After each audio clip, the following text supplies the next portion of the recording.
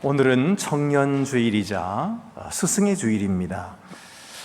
선생님을 존경하는 마음이 없이는 배움이 있을 수가 없지요.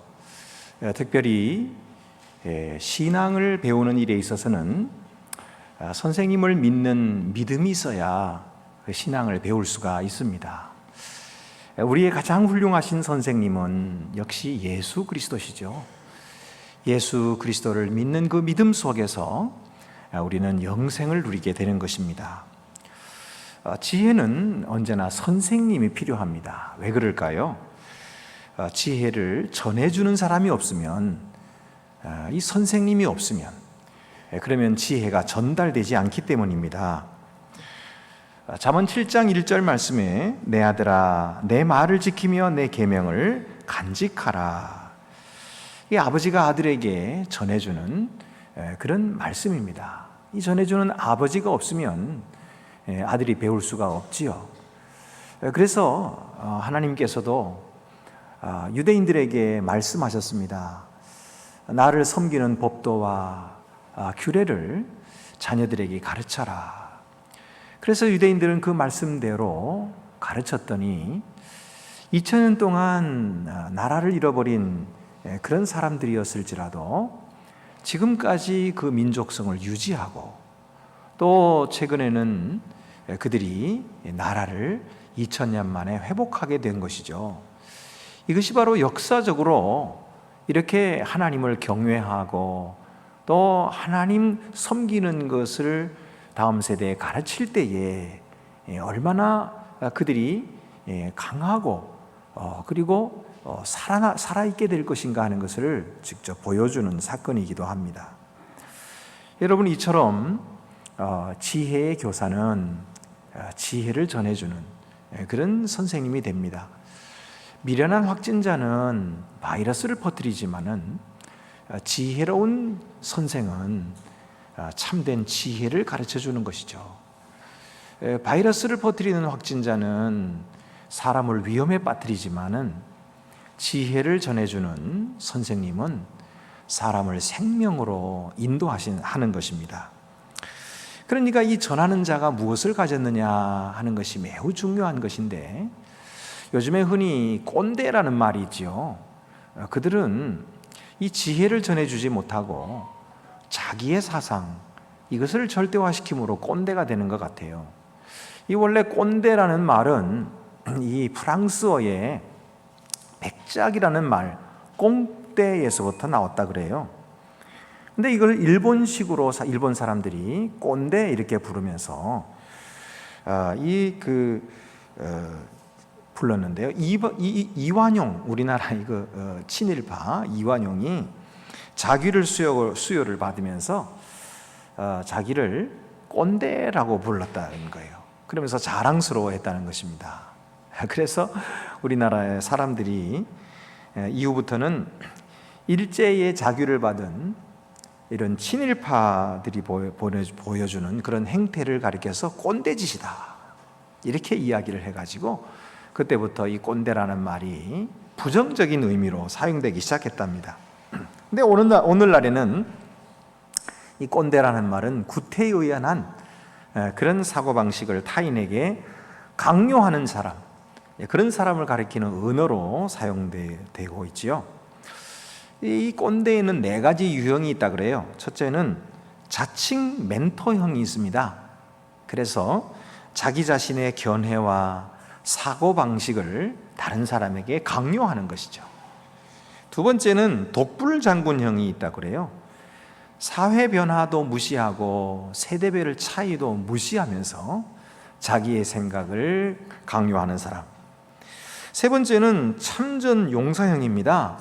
우리 때는, 나 때는 그러면서 그런 말투로 자기의 과거를 미화하는 그런 형태가 있는가 하면은, 네 번째로는 골목대장형 꼰대가 있다 그래요. 까라면 까라는 식으로 명령하고 상명하복을 강요하는 그런 사람들을 가리켜서 또 꼰대라 그렇게 말합니다. 여러분, 우리는 이런 꼰대가 되어서는 안 되겠죠. 우리는 지혜를 전하는 선생님이 되어야 됩니다. 지혜 선생님은 오늘 성경을 보니까 아들이라고 제자를 부르고 있어요. 이것은 부모가 자식을 부르는 용어이기도 하지만은 선생님이 제자를 부를 때에 아들이라 그렇게 불렀다고 합니다. 그러니까 제자를 사랑하되 아들처럼, 자기 자식처럼 사랑하고 귀히 여기고 또 그를 아끼고 책임지는 그런 자세를 가리켜서 선생님이 아들이라 그렇게 부른다는 거죠. 신약 성경에도 보면은 사도 바울이 내 아들이라 부른 사람이 있었어요. 그 사람이 누구냐 하면 바로 디모데였습니다. 디모데는 그의 외할머니가 로이스였고 어머니의 이름은 유니게였어요. 그렇기 때문에 사도 바울의 친아들이 아니었어요. 사도 바울은 결혼도 하지 않았기 때문에 아들이 없었죠. 그렇지만은 이 디모데를 믿음의 아들이라 그렇게 부르면서 그를 위해 기도해주고 그를 하나님의 말씀으로 잘 양육을 시켰어요. 그랬더니 이 디모데가 나중에는 어떻게 됩니까? 아주 훌륭한 목회자가 됩니다. 그래서 젊어서 그가 목회자가 돼가지고 초대 에베소 교회의 담임 목회자가 됩니다. 그렇게 이 믿음으로 키운 아들이 있었던 것이죠. 이처럼 우리 지혜에 있어서는 아들로 여겨주는 귀한 선생님이 필요한 것입니다. 그러면 지혜 선생님은 무엇으로 가르칩니까? 바로 하나님의 지혜로 가르친다 하는 것이죠. 오늘 잠언 8장 22절 말씀 보면은 여호와께서 그 조화의 시작 곧 태초에 일하시기 전에 나를 가지셨으며 그렇게 말했는데 여기 나라고 하는 것이 바로 지혜를 말하는 것입니다. 그러니까 이 지혜는 하나님께서 천지를 창조하실 때에 바로 그 지혜를 가지고 창조하셨기 때문에 세상 모든 만물 속에 이 지혜가 담겨 있다. 이것이 바로 우리가 잠언을 처음 읽을 때부터 1장에서부터 우리가 읽었던 것이죠. 그래서 이 지혜가 세상 만물 속에 들어있어서 그 지혜가 어느 곳이든지 지금 부르고 있다. 사람들을 부르고 있어서 광장에서도 부르고 시장 어귀에서도 부르고 길거리에서도 부르고 있어. 그래서 이 하나님의 지혜를 보고 하나님의 지혜를 얻으라 하고 부르고 있다는 것입니다. 자, 이 지혜가 이 선생이 지혜되는 선생이 지금 요청하는 것은 무엇입니까? 하나님을 보라 하는 것입니다. 이 모든 창조물 속에 들어있는 하나님을 보라, 하나님의 행사를 보라라고 말해주고 있는 것이죠. 여러분, 이 지혜는 바로 예수 그리스도를 가리키고 있어요. 물론 직접적으로 예수님을 가리키는 건 아닙니다. 여기 지혜는 하나님께서 창조하셨다 그랬기 때문에 예수님은 하나님이 창조하신 분이 아니죠. 그러니까 지혜와 일직선으로 같다 그렇게 말할 수는 없습니다. 예수님은 스스로 계신 분이에요. 그래 예수님은 하나님과 동등하신 분이시죠. 그래서 예수님은 온 천지가 창조되기 전부터 스스로 계시는 하나님이십니다. 그러나 바로 이 지혜와 같이 예수님은 하나님이 천지를 창조하실 때에 하나님과 함께 계셨어요. 그리고 모든 만물들이 이 예수 그리스도를 통하지 않고는 지어진 것이 아무것도 없었다. 이것이 이제 요한복음 1장에 나오는 말씀이죠. 바로 예수님을 말씀으로 묘사하면서 창조적인 말씀이다, 창조하신 말씀이다 이렇게 말씀하고 있어요. 그래서 요한복음 1장 1절에서 4절 말씀을 보면은요, 태초에 말씀이 계시니라. 이 말씀이 하나님과 함께 계셨으니 이 말씀은 곧 하나님이시니라. 그가 태초에 하나님과 함께 계셨고 만물이 그로 말미암아 지은 바 되었으니 지은 것이 하나도 그가 없이는 된 것이 없느니라. 그 안에 생명이 있었으니 이 생명은 사람들의 빛이라. 그러니까 예수 그리스도가 지혜로서 말씀으로서 하나님이 천지 창조하실 때 하나님 곁에 계시면서 이 하나님의 말씀 속에 이 지혜가 있었고 이 모든 지혜가 온 세상 만물 속에 지금도 들어있다는 것입니다. 그래서 이 세상 만물을 자세히 들여다보고 하나님을 아는 자들은 만물 속에서도 하나님을 발견하게 된다. 그래서 그 만물 속에 계신 하나님의 지혜를 보고 감탄하고 또 하나님을 찬양하게 된다. 이것이 이제 성경이 말씀하시는 거예요. 제가 아는 어떤 건축가가 저에게 이야기해 주는 걸 들었어요. 그 건축가가 아내와 함께 이 유럽에 여행을 갔는데 자기는 그 유럽의 그런 그 건축물들이 너무너무 아름답고, 야, 이 건축가가 이렇게 지었구나, 어떻게 이런 솜씨를 발휘해서 이렇게 창의적으로 지었을까 하고 감탄하고 마지 않는데, 자기 아내는요 그런 게 하나도 눈에 안 들어오고 그냥 쇼핑센터에 가가지고 쇼핑만 하려고 그랬다는 거예요. 그런 얘기를 들으면서 제가 생각했어요. 야, 역시 뭘 알아야 눈에 보이는구나. 그 건축물도 알아야 그 건축물을 보고 즐길 줄 알게 되겠죠. 마찬가지로 하나님의 창조의 솜씨도 그렇습니다. 하나님을 아는 자, 지혜를 배운 자가 이 모든 만물 속에 계시는 하나님을 발견할 수 있게 되는 거죠. 그리고 그 창조의 솜씨를 노래하고 찬양할 줄 알게 되는 것입니다. 하나님을 알지 못하고 지혜를 받아들이지 않는 자는 아무리 봐도 보이지 않는 것이죠. 여러분, 오늘 우리들에게 하나님께서 지혜를 얻으라 그렇게 말씀하시는 것은 바로 그 지혜 선생님을 통해서 하나님을 발견하라는 뜻이죠. 오늘 성경에 보면은 예수님께서도 이 사람들이 예수님을 걸고 넘어지려고 우리가 가이사에게 세를 바치는 것이 옳습니까? 그럽니까? 하고 묻습니다. 그러니까 예수님께서 가이사에게 세를 바치라 그러면은 예수님은 로마 편이네, 하나님께로부터 온 사람이 아니네, 그리고 예수님은 무시하겠고, 바치지 말아라 그러면은 그는 로마에 반항하는 자가 돼가지고 붙들려 갔겠죠. 그러니까 이러지도 저러지도 못하는 이런 상황 속에 빠뜨리려고 하는 거예요. 그러나 예수님께서는 그들의 생각을 다 아시죠. 그래서 얼마나 지혜롭게 말씀하십니까? 내가 가지고 있는 그 은전을 내게 보이라 그럽니다. 근데 그때 당시에 통용되는 은전을 다 보이니까 거기에는 무슨 누구의 화상이 그려져 있느냐? 가이사가 그려져 있습니다. 시저의 모습이 그려져 있거든요. 예수님께서 말씀하셨어요. 시저의 것은 시저에게 돌리고 하나님의 것은 하나님께 바치라 그랬어요. 그러니까 아무도 말을 못하는 거죠. 시저의 통치를 받으면서 시저에게 세금 내지 않을 수 있어요? 그의 보호함을 받으면서 그 군대로 보호받으면서 세금만 내지 않을 수 없죠. 세금 내라. 그러나 너희가 하나님을 믿고 하나님의 보호하심을 받느냐? 그렇다면 당연히 성전세를 내야지. 그러면서 하나님을 섬기라고 가르쳤어요. 그러니까 그 지혜의 사람들이 다 놀랬던 거죠. 오늘날에도 여러분, 이 지혜가 만물 속에 들어 있습니다. 그래서 이 지혜를 발견하는 자는, 그리고 그 지혜를 따르는 자, 그 지혜를 듣고 따르고 순종하는 자는 이 세상 만물의 도움을 받게 돼요. 세상 만물의 도움을 받게 돼요. 그러나 만약에 이 지혜를 거절하고 그 지혜를 듣지 않고 그 지혜에 대해서 반응을 하는 자는 어떻게 될까요? 만물이 그를 돕지 않는 거예요. 도와줄 수가 없어요. 오히려 만물이 그에게 대항하게 되겠죠. 이 지혜에 대항하는 자, 그가 어떻게 하는가 하는 것은 요나를 보면 알게 돼요. 요나는 하나님의 지혜를 반대했어요. 하나님의 지혜는 그에게 말씀하셨죠. 니느웨에 가가지고 복음을 전하라. 그래서 니느웨 사람들은 아주 악한 사람들인데 요나가 생각할 때는 미워가지고 그들에게 전화해가지고 그들을 구원받는 꼴을 못 보겠다는 거예요. 그래서 어떻게 됩니까? 이 하나님의 말씀을 거역하죠. 하나님의 지혜를 거절합니다. 그래서 다시스로 가는 배를 타고 도망을 칩니다. 그러니 이렇게 하나님의 말씀을 거절하고 지혜를 거절하는데 사람에 대해서 만물이 어떻게 반응합니까? 하나님의 지혜를 따라 지으심을 받은 만물이 그를 거절하는 거예요. 그래서 풍랑이 일어납니다.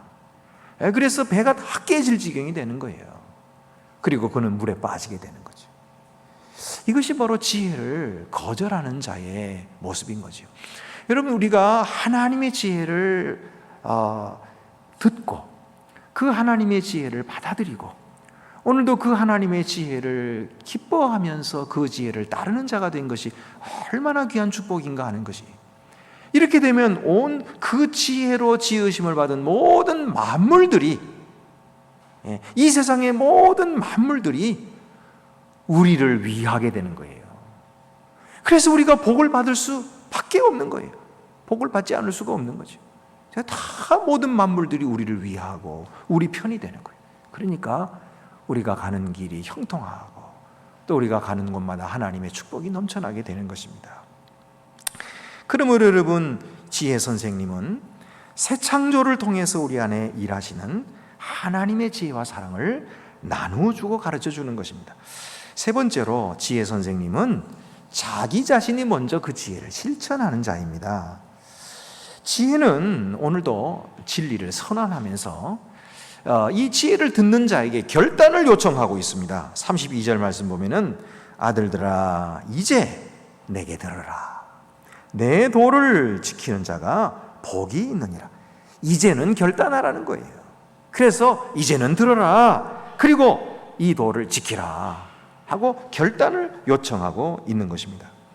하나님의 모든 신실하신 사자들이 다 그랬듯이 하나님이 말씀하시고 명령하실 때 그 말씀을 듣고 따르는 자들이 되어야 됩니다.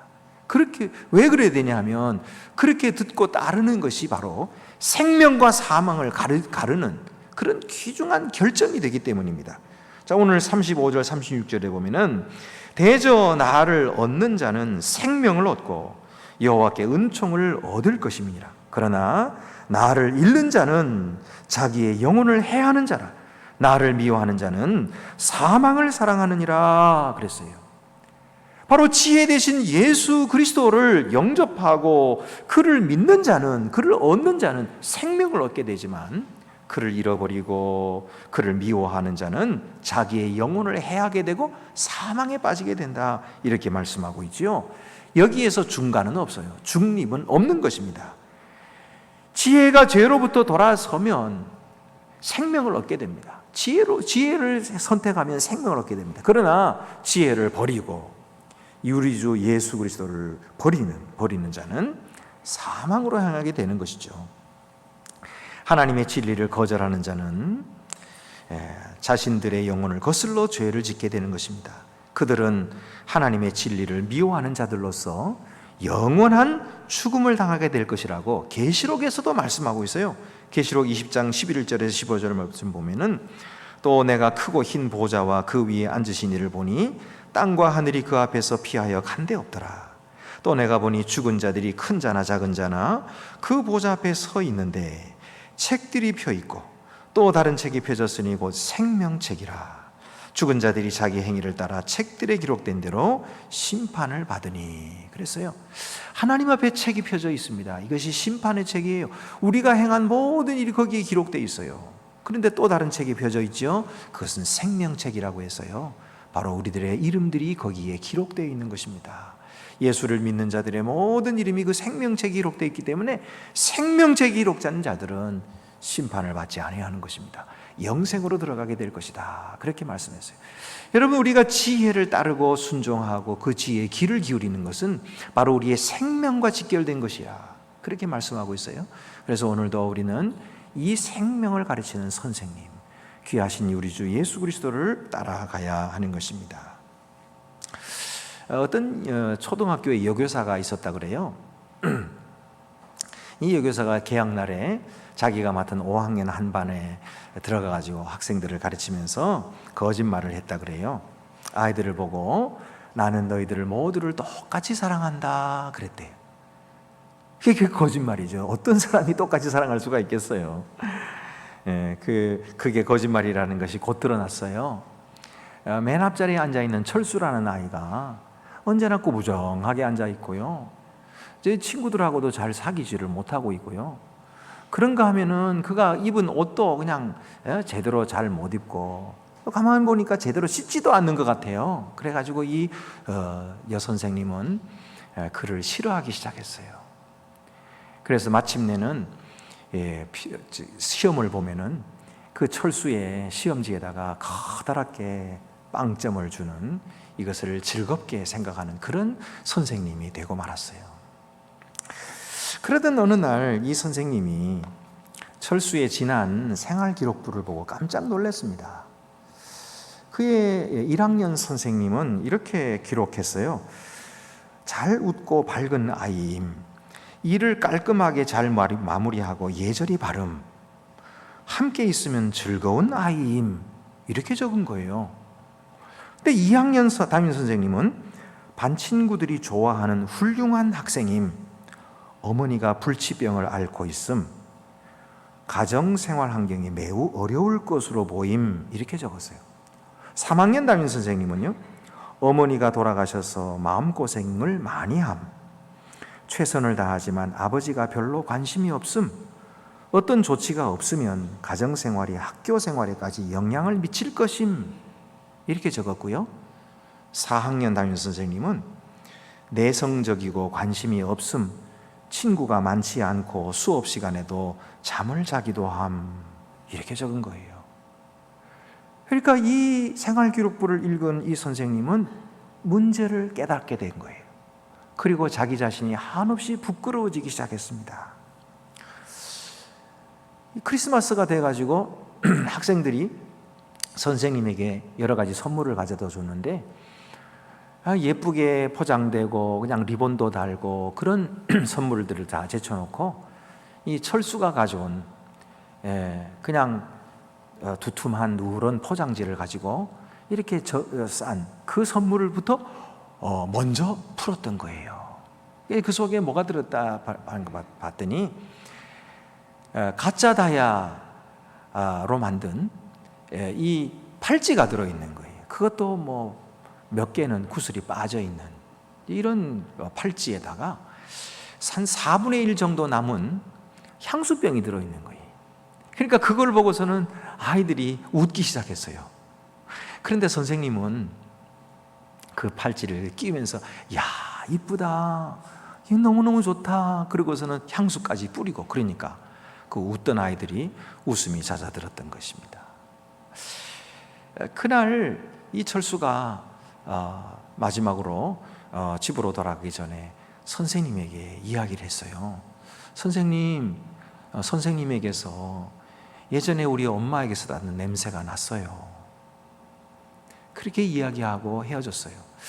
그날 이 여선생님은 1시간 동안 엉엉 울었답니다. 이 철수가 그동안 사랑받지 못했구나, 그렇게 생각하고 마음을 먹었어요. 내가 이제부터는 쓰기, 읽기 이런 거 가르치지 않겠다. 내가 이제부터는 국어, 산수 가르치지 않겠다.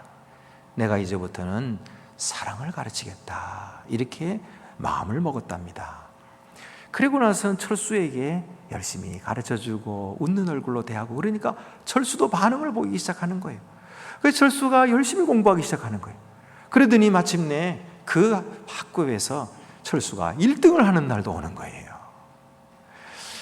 시간이 지나서 철수는 졸업을 했어요. 그동안에 철수와 계속해서 연락을 주고받던 이 선생님에게 어느 해 봄에 철수에게서 연락이 왔어요. 결혼식에 참석해달라고. 그래서 이 선생님이 결혼식에 참석할 때에 예전에 자기가 받았던 이 구슬이 빠진 가짜 다이아 그 팔찌를 끼고, 그리고 향수도 뿌리고, 그리고 이제 이 철수에 갔대요. 철수가 그날 어여쁜 신부를 맞이해서 결혼식을 하는데 철수를 안아주면서 그렇게 축하를 했더니 철수가 하는 말이, 선생님 고마워요. 나 같은 아이를 사랑해주고 또 내가 얼마나 중요한 아이인지 가르쳐주고, 그래서 나는 무엇든지 할 수 있는 사람이라고 이렇게 격려해 주셔서 너무나 감사해요. 선생님 때문에 내가 오늘 있어요. 그랬대요. 그러니까 그 얘기를 듣고 이 선생님이 눈물을 흘리면서 하는 말이, 아니야, 네가 몰라서 그래. 나를 가르쳐준 사람은 너야. 내가 어떻게 가르쳐야 하는지를 네가 알려주었어. 그러면서 서로 부둥켜 안고 울었다고 합니다.